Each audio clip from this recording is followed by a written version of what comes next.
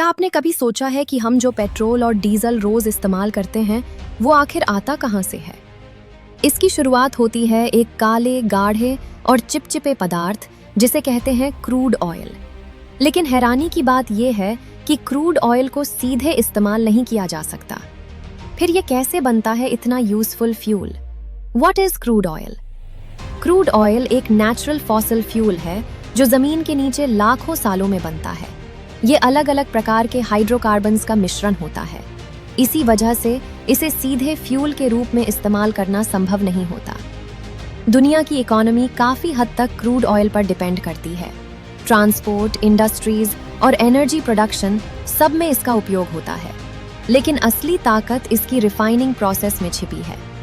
Crude oil को उपयोगी products में बदलने के लिए इसे रिफाइनरी में प्रोसेस किया जाता है।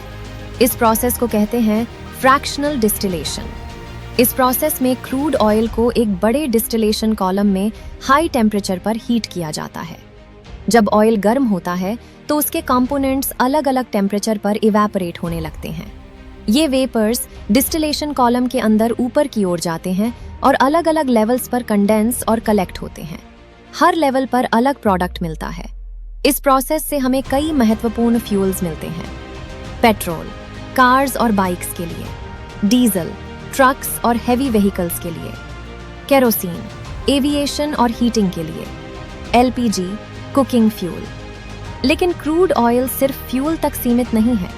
इसके बाय प्रोडक्ट से कई एवरीडे प्रोडक्ट्स बनाए जाते हैं। क्रूड ऑयल से बने प्रोडक्ट्स में शामिल है petroleum jelly, cosmetics, plastics, synthetic materials, यानी हमारी डेली लाइफ में क्रूड ऑयल का बहुत बड़ा योगदान है। रिफाइनरीज सिर्फ ऑयल प्रोसेस नहीं करती, बल्कि ये इकोनॉमी के लिए भी बहुत महत्वपूर्ण होती हैं। ये जॉब्स क्रिएट करती हैं और देश की एनर्जी सप्लाई को मजबूत बनाती हैं। कंक्लूजन, तो अब आप समझ गए होंगे कि क्रूड ऑयल भले ही सीधे इस्तेमाल ना हो सके, लेकिन रिफाइनिंग प्रोसेस के जरिए ये दुनिया के सबसे जरूरी रिसोर्सेज में बदल जाता है।